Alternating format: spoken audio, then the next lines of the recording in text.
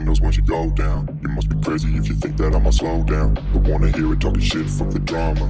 Keep it coming, I'ma send you to your mama. Mr. Whip, whip, whip, get the guns out. Dropping bodies in the place till the sun's out. Can't fuck with me, so don't even try. Cause when the bullets fly, I'm the last one to die.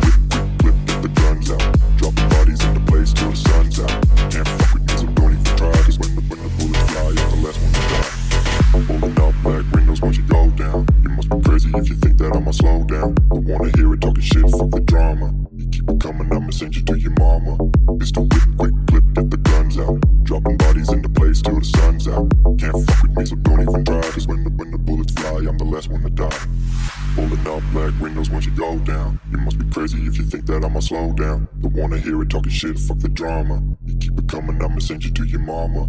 Mr. Whip, quick clip, get the guns out. Dropping bodies into place till the sun's out. Can't fuck with me, so don't even try. Cause when the bullets fly, I'm the last one to die.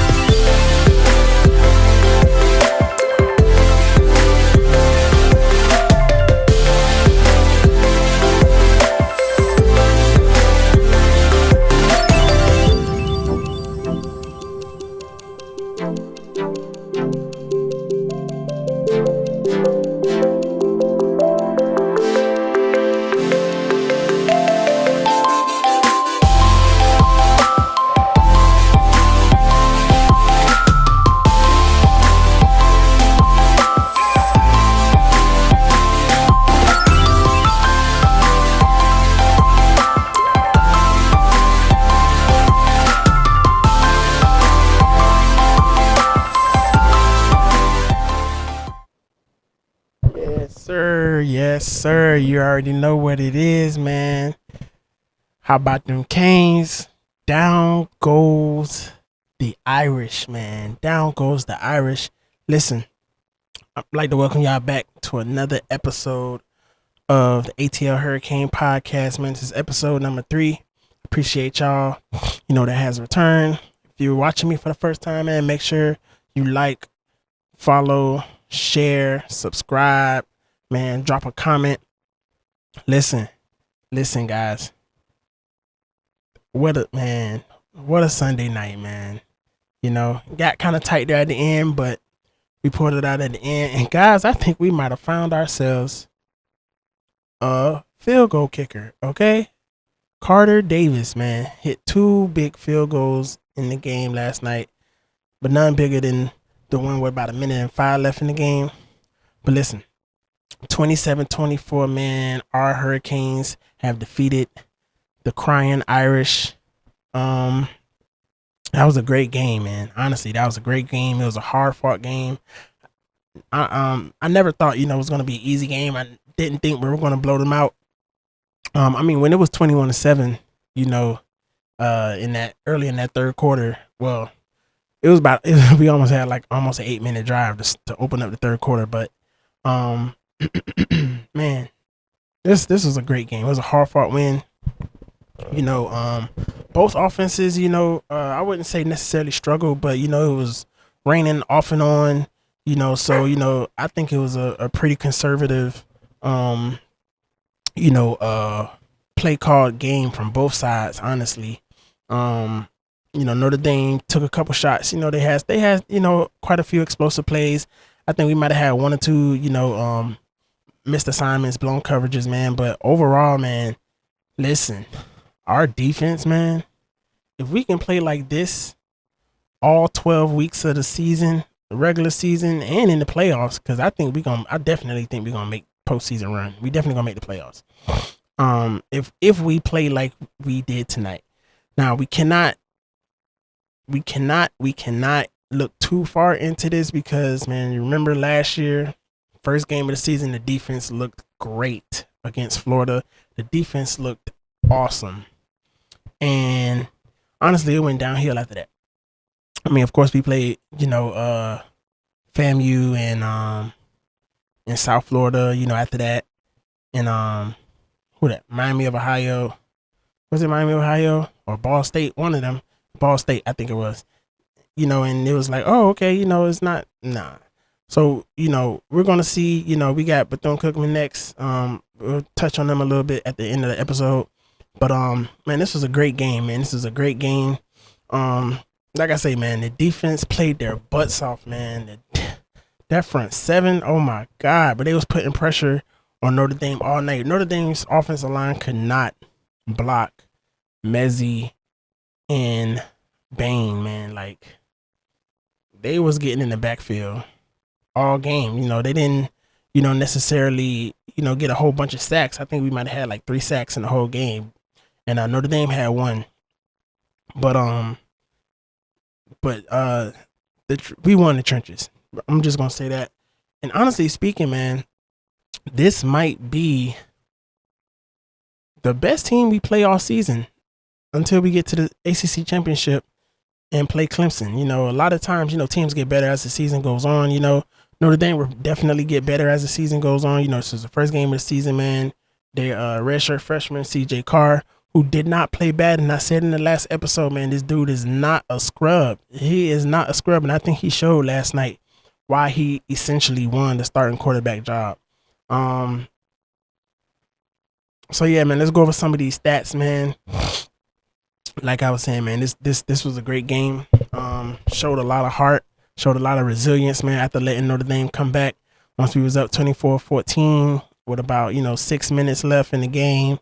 And they scored a touchdown, or they kicked a field goal, scored a touchdown, and tied it up at 24, man. And then we marched right down the field. And Carter Davis, man, kicked that 47-yard field goal, man. So yeah, man, I love it. So let's get to these stats, man. Like I say, defense played pretty good. CJ Carr played a really good game for his first ever start. He played a really good game, man.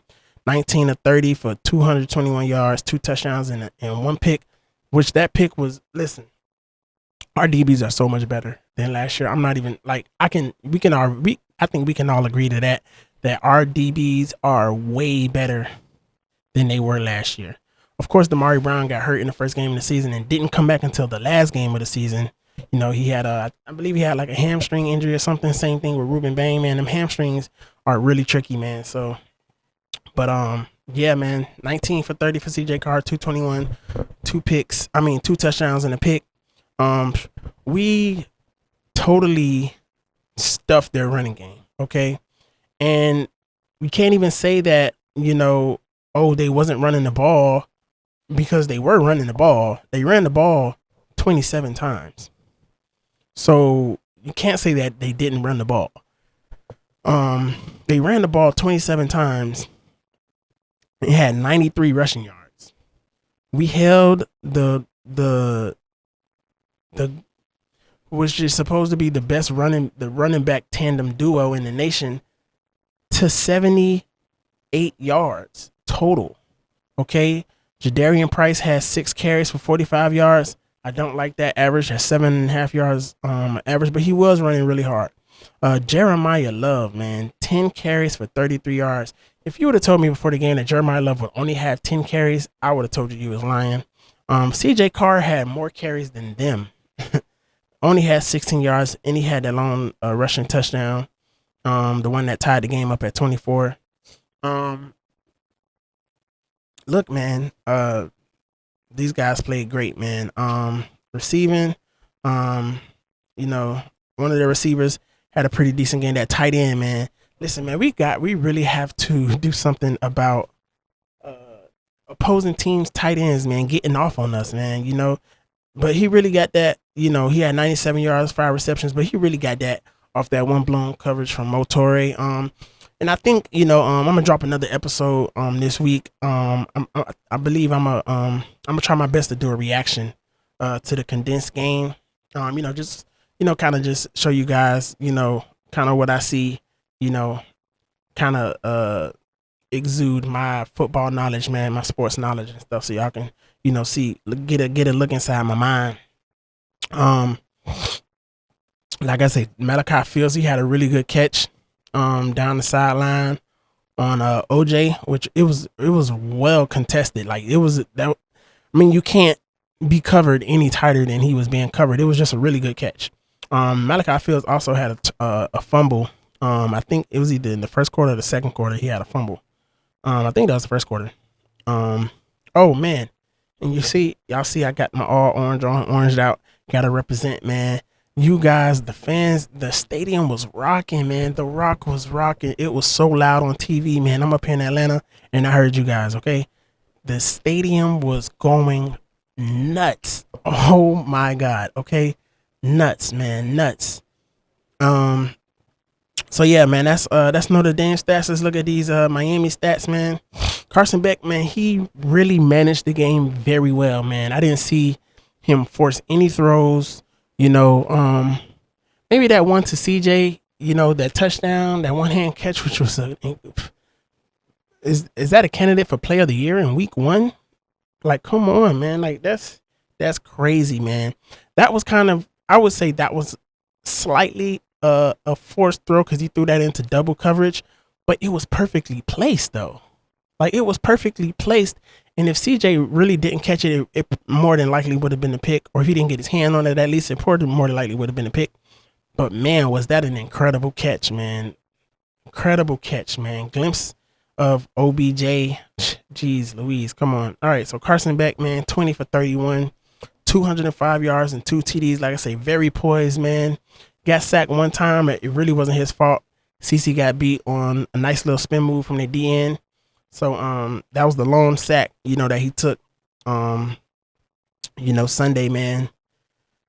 Mark Fletcher was running hard, man. Marty Brown was running hard, man. I like this 3-headed monsters that we have, man. Jordan Lyle, I think he got nicked up early in the first half, man. I think he like twisted his ankle or something, because I kept hearing the commentators saying, oh, you know, he got retaped, you know. So they probably just, you know, kept him out, you know, just so he don't, you know, hurt it any worse, you know. Fletch and and Marty, they was holding it down, to be real with you, man. Them boys was going crazy, okay? Um Fletch, man, 15 carries, 66 yards. Marty Brown, 15 carries, 54 yards and a touchdown. Man, those guys was running very hard between those tackles, man. They was running extremely hard. Can we give it up one time, man, for our true freshman, baby Jesus, Malachi Tony? Oh my God, what a debut! Listen, if the nation didn't know about this guy before Sunday night, they know about 10 now. Okay, Malachi Tony, man, 6 receptions, 82 yards, and a TD. He was going crazy in the first half.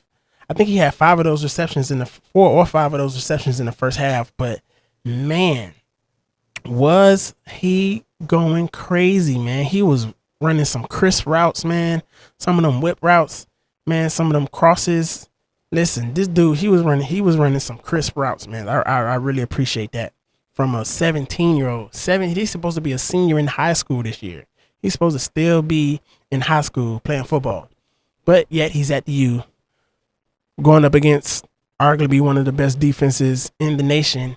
And those boys had troubles. Even their best corners had troubles. Guard and Malachi Tony, man. CJ Daniels, man. 5 receptions, 46 yards, and a touchdown, man. And what a great catch. Likes of OBJ, man. Great catch for the TD. Keelan Marion, man, who looked really good. Really good, man.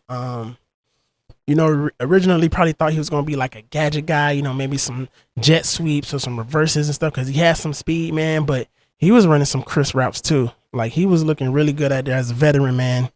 Shamar Brown had a couple out of the backfield. Elijah Lofton had a good reception for a first down on the third down play. Definitely got to get him the ball more. Elijah Lofton, 1 reception. We got to do better with that. But like I say, man, it was a very conservatively called game. 1, because of the weather. 2, because this was a really, really, really good team and a really good defense that we was playing against, man. True freshman Josh Moore had a couple catches, also had a couple drops. But I mean, I think that's kind of expected of a first game true freshman, man. I don't know if Malachi had any drops, but I mean, I know he didn't catch everything, but it's the difference between not catching, it being overthrown or it being broken up, and it hitting your hand and you dropping the ball. Josh Moore had a couple drops. Fletch had a catch out the backfield. Again, man, let's give it up for the defense, man. Okay, defense played great, man. They were tackling. Them guys was tackling, man. They was out there hitting, man. Jacoby Thomas, Mo Torre, Mezzi had a couple booming hits, man. Like, listen, them guys was out there laying the wood, and I liked it. I liked the physicality. I liked the speed that them guys was playing at. Like,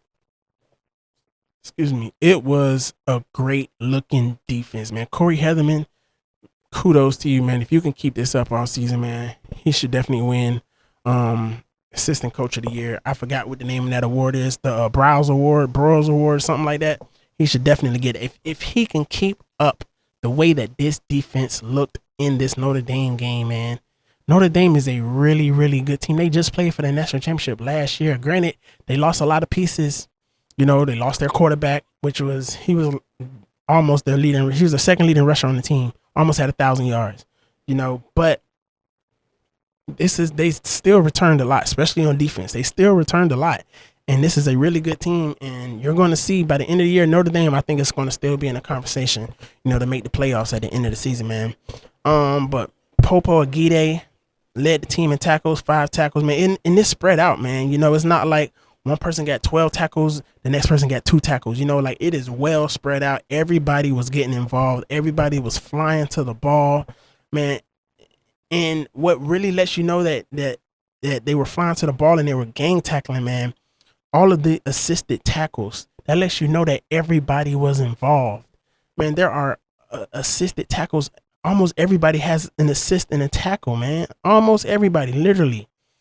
This was a really, really, really well coached defensive game. Ruben Bain had an interception, man. That was a crazy. Damari Brown and who did it? Like they was doing like a lot of short passes, Notre Dame, and we were there and we were ready for it, man. Damari Brown, he jumped that pass and tipped it up in the air, and then Keontae Scott, who looked like he had about a 60-inch vertical leap, got upended. Tried to catch the ball, got upended, and it ended up hitting his foot, and it popped up in the air again. And Ruben Bain was just right there, and it fell right into his lap, man. And shoot, Ruben Bain was low key looking like Mark Fletcher out there with that number 4, boy. He was trying to get it, okay. Again, man, I can't speak enough. Jacoby Thomas, man, looks like a player. Oh my God, the size on this guy. He looks like a player. He was laying some wood. He was putting his shoulder on some dudes. Not even, even if it wasn't to him making the tackle, man, he was putting his shoulder into dudes, man. Okay. We out physical Notre Dame the entire game. To be honest with you, man, 27-24 is the final score, but I don't think the score indicates how well and how much we out physicaled Notre Dame. Both trenches, we was playing the run really well. We were shooting the gaps really well on defense with the DBs, man. Like, again, there wasn't a lot of explosive plays. They had, yes, some explosive plays, but last year's defense would have had way more blown coverages, way more explosive plays. Like the explosive plays that they had, was a mistake here or there. Blown coverage by Motori, like I say, on the tight end, when the tight end was wide open. And a bad angle by Poyser. It was a bad angle by Poyser, and I believe it was a bad angle by Poyser and Wesley, I believe. When the running back, made that scat down the sideline and stuff. But anyways, man, this was a great game. A lot of guys got in the game. Bryce Fitzgerald got a tackle, man. Cam Pruitt got a tackle. These young guys, they stepping up. Justin Scott had a tackle, man, and a forced fumble. Guys, Armando Blunt got in the game, man. He had an assist. Chase Smith got in the game. Dylan Day, another one, man, laying the wood. And I hate that they called that personal foul on him, man. But I believe it is a rule that if your helmet comes off during the play, that you cannot participate in the play. Like, once your helmet comes off, I think you're supposed to stop. So that's why he got called for the personal foul. It wasn't that it was a late hit or unnecessary roughness. I believe that it's a rule that if your helmet gets popped, if your helmet comes off in the middle of the play, you have to stop. You cannot continue to chase the ball or participate in the play, because you really have a chance of getting yourself hurt. But yeah, man, this was a really well played game. Again, Carter Davis, man. Carter Davis really looks like a really good kicker, man. I really like this dude. We're gonna see if he can keep it up, though. We're gonna see if he can keep it up. They say he has the bigger leg out of the two, out of him and the transfer from Texas. They say he has the bigger leg. He literally kicked every kickoff out of the back of the end zone. And even at 47-yarder, man, he looked like he could have. It hit the middle of the net. He looked like he could have probably hit that from 60 yards for real. So man, we gonna see, man. We gonna see. We gonna continue to see. We gonna see. Total yards, man. We just going over these team stats real quick. We outgained them guys 324 to 314, man. They outpassed us 221 to 205. But again, I think Shannon Dawson really called a conservative game, especially in the second half. I didn't necessarily care too much for, just running the ball so much, taking the ball out of Carson's backhand. I think Carson, wouldn't have made any mistakes. I think, he was very poised. And like I said at the top of the show, he didn't force anything, man. So I think, we could have had the ball in his hand a little more. We could have scored some more points. Honestly, we could have scored some more points. So they passed us. We outrushed them 119 to 93. 20 first downs to 18 for Miami. One thing that we definitely have to tighten up on is third down. All right. Third down conversions, man. We were 5 for 14. We have to do better than that. Okay. 5 for 14 They were 4 for 9. So they were under 50%. So, that's good. Fourth down conversions, we were 1 for 2. The one that we didn't get was the botched field goal. It was a ground ball, to Joyce, and he had to try to make something happen. But nobody, like went out. I don't think we had any, players to go out into the, to try to run and, go catch the ball, because he was looking for somebody to throw it to, and I believe he would have threw it if it would have been somebody out there. But, he was kind of running for his life and ran out of bounds. We almost ran 70 plays, man. We controlled the clock. We controlled the pace of the game, man. And I loved it. 69 plays to their 58. Still have to clean up on these penalties, man. We had 6 penalties for 51 yards. They had 5 penalties for 30 yards. And they got away with a lot. Their DBs got away with a lot of handsy stuff, man. Pulling, holding. They got away with a lot. They got away with a few late hits out of bounds, throwing the guys while they in the white chalk. Like that's off the field, and they're throwing our guys. You feel me? So, the refs definitely was, trying to help them out a little bit. I'm not gonna say, the refs is totally cheating, making, just blatant bad calls.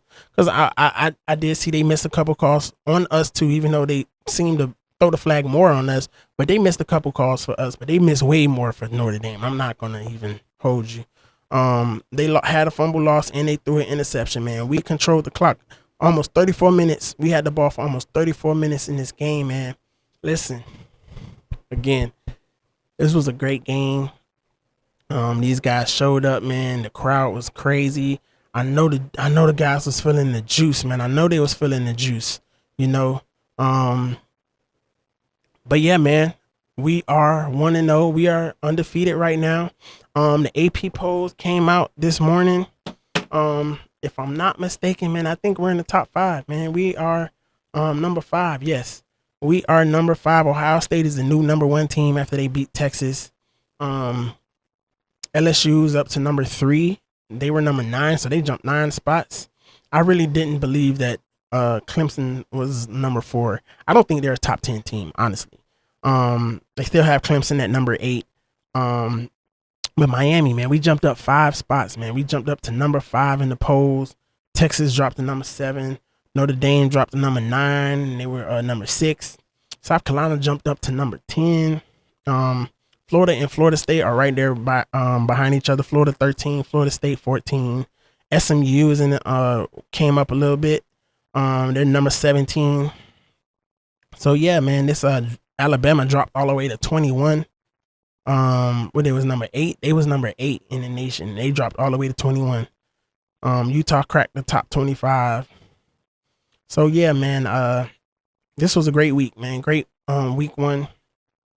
So next week we have Bethune-Cookman, which is really just going to be an official glorified scrimmage. No offense, to the Wildcats. I know I got a lot of a lot of friends and family members, that went to BCU, man, or BCC, however y'all want to, however y'all identify. But yeah, it's going to be a glorified scrimmage, man. So starters are more than likely going to play most of the first half. Then we're going to get I think we're going to get a lot of the young guys into this game in the second half, man. We're going to get our first look at Luke Nickel. I really believe we're going to get our first look at Luke Nickel. He might even get in the game before Williams get in. So we'll see, man.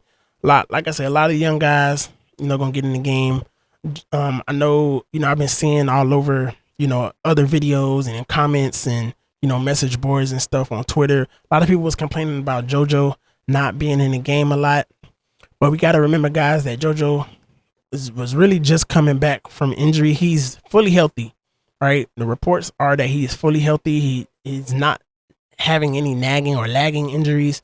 But he is, I believe, probably on a pitch count. He's probably going to get a little more burn. Bethune, they're going to have him ready. I believe coaches are going to have him ready for the Florida game. Maybe even South Florida. We play South Florida the week after Bethune.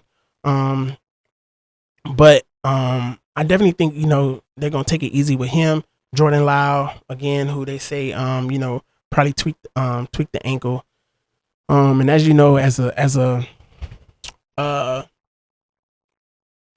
a skill position, man, your lower extremities are very important. Okay, especially being with the contact balance that Lau has. You need them ankles, man. Them ankles are very important, and it hurts. It hurts, man, when you try to plant in the ground and your ankle ain't 100%. So that's, like I said, that's probably why they kept him out the game. Especially in the second half. I don't think he came in the game at all in the second half. But he was still on the sideline congratulating all his guys. Same thing with JoJo, man. JoJo had a great block, man. I think that was in the third quarter, man. With Marty Brown. It was either Marty Brown or Fletch. It was one of them, man. But JoJo went up in them trenches, man, and he popped, man. He laid the wood on one of them safeties, and it was a great block, man. And he was excited. He was happy. He was celebrating that. He was hyped. And those are the kind of strong, high character guys that we need on this team. It's not about me, me, me, me, me. I need the ball. I'm in the game. I expect to get the ball. Just go out there and play for your brothers, man. And that is exactly what we need. So, like I say, man, a lot of young guys probably gonna get in next week against Bethune. This was a great win, man. It's a great team win. But yeah, man, this is gonna do it for this episode of the ATL podcast, man. Once again, I'm your host, New Ways. Make sure you guys like, share, subscribe, all that good stuff. Leave your comments, leave your concerns, any questions, leave them in the comments, man. Hey, listen. 1-0, baby. Down goes the Gator Domes. I said Gator Domes. Down goes the Golden Domes. The Golden Domes. The Gators are going down too. Don't get me wrong. Gators are going down too, but down goes the Golden Domes, man. Y'all already know what it is, man. It's all about you. Peace out.